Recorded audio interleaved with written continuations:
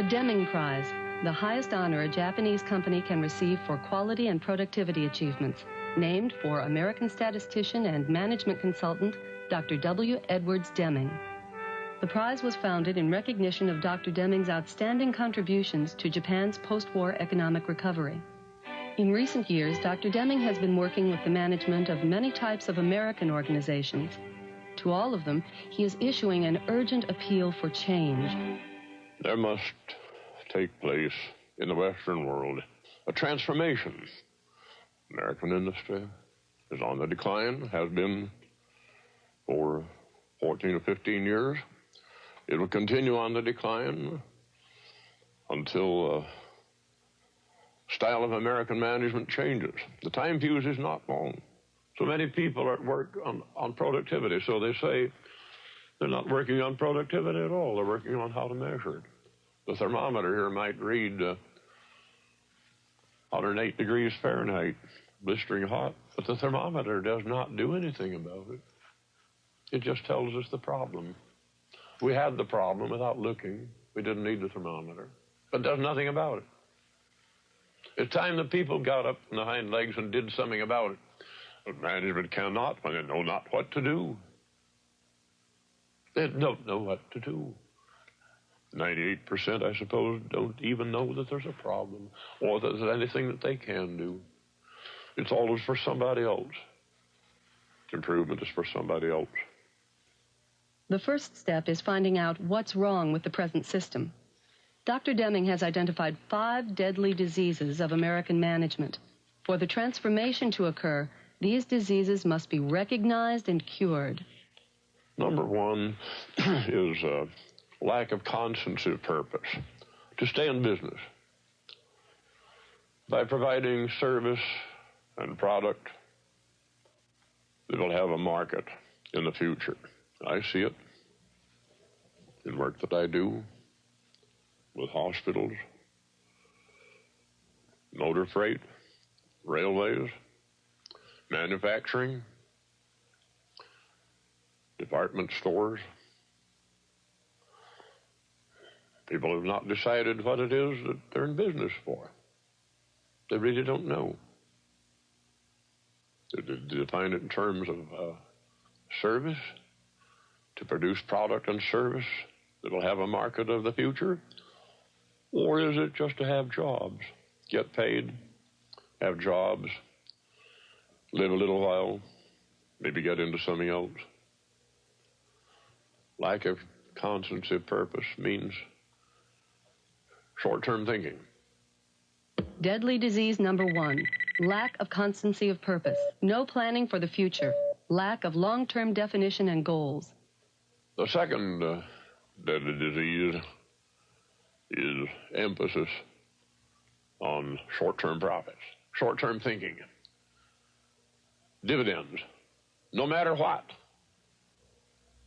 Creative accounting, shipping stuff out, no matter what. Make it look good. Devastating to long-term planning, with a plan to stay in business through improvement of quality of product and service. They cannot live together. American management has worshipped the quarterly dividend. They rate it on price of the company's stock. Anything to raise the price of the company's stock.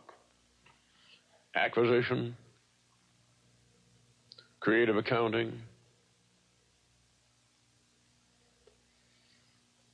There's a better way. A better way to protect investment, and that is with plans that will keep the company in business and which will provide jobs, more jobs. Unemployment is not inevitable. Unemployment is a sign of bad management. Lost the market. Deadly disease number 2, emphasis on short-term profits, worship of the quarterly dividend, sacrificing long-term growth of the company. A third deadly disease is the annual system of rating salaried people. known also as merit system, annual appraisal of performance, annual rating of performance, known also under the name management by objective. Someone in Germany called it management by fear, which is still better. Pay for merit. Pay for what you get. Reward performance. Sounds great. Can't be done. Unfortunately, it cannot be done on short range. After 10 years, perhaps. 20 years, yes. But Americans have somehow become obsessed. For many years back, and nobody knows where it originated and why, that everybody must be appraised.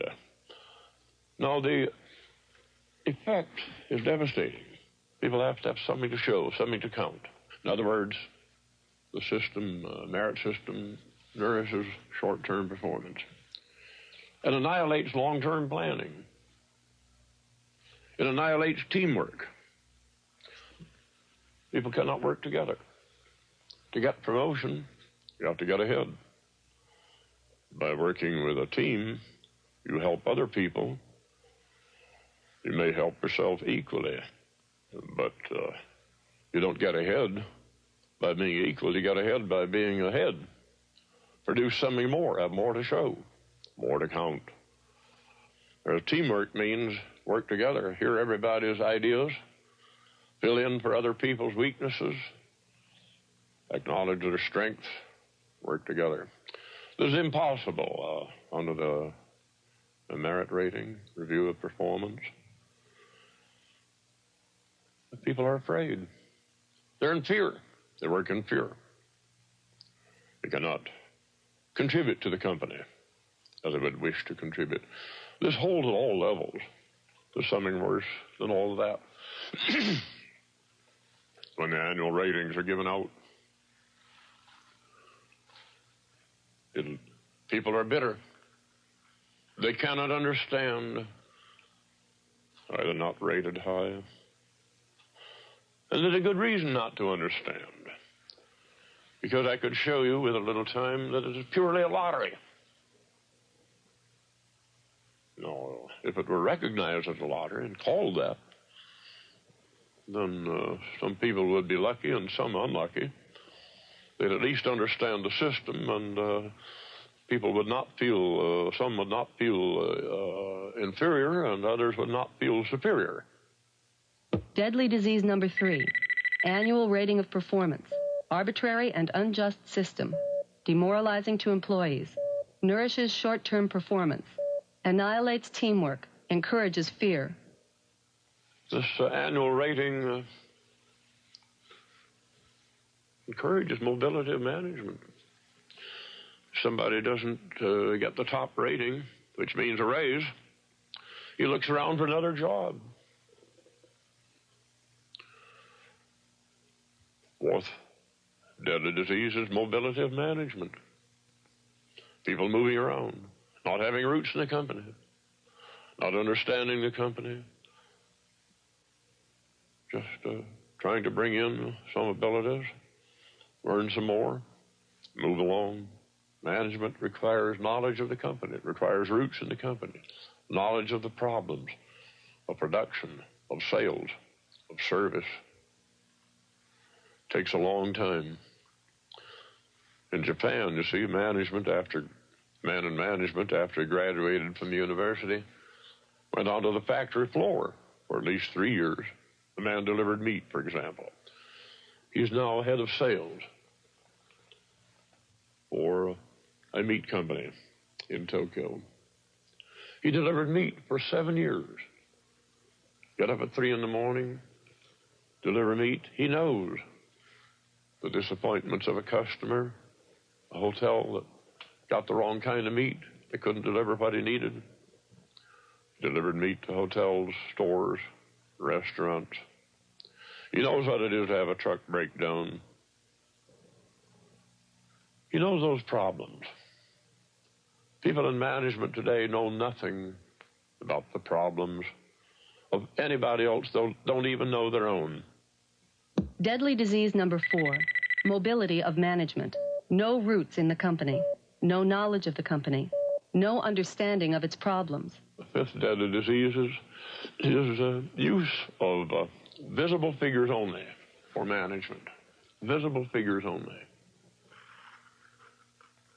With little or no consideration of figures that are unknown or unknowable. Now, you may ask me, well, why do you talk about figures that are unknown? If it's unknown, how do you know that it's important? Well, let's have a look at some of the unknown and unknowable figures. Very simple. One of them is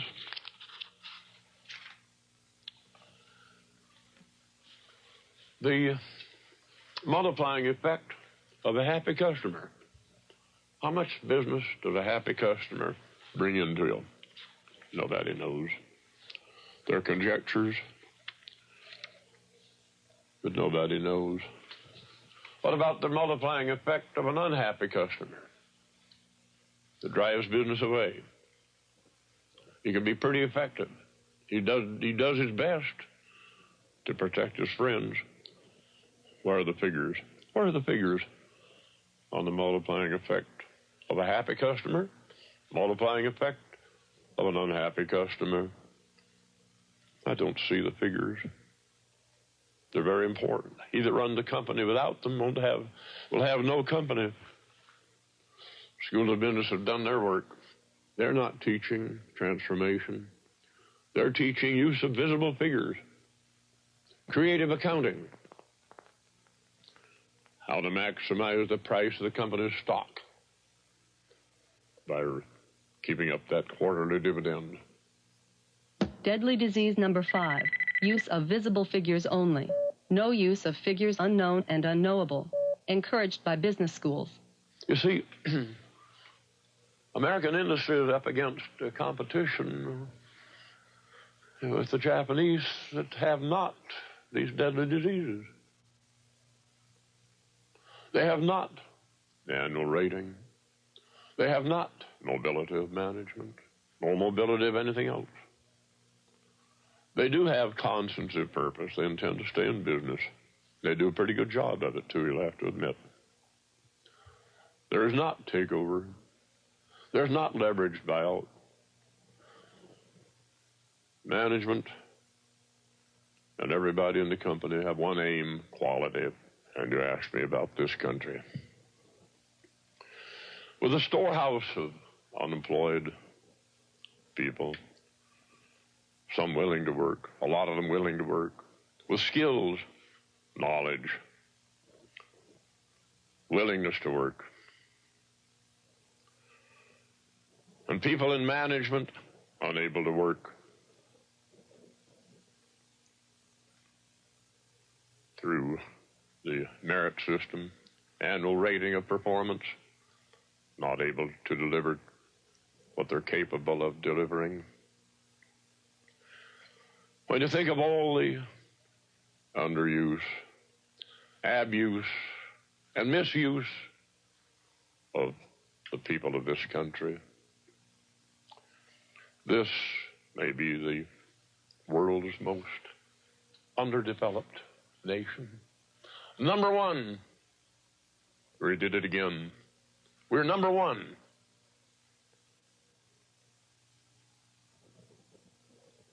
For underdevelopment. Are people not used, mismanaged, misused, and abused and underused by management that worships sacred cows, style of management that was never right, that made good fortune for this country between 1950 and 1968, because the rest of the world, so much of it was devastated. You couldn't go wrong no matter what you did. Those days are over, and they've been over for a long time. It's about time for American management to wake up.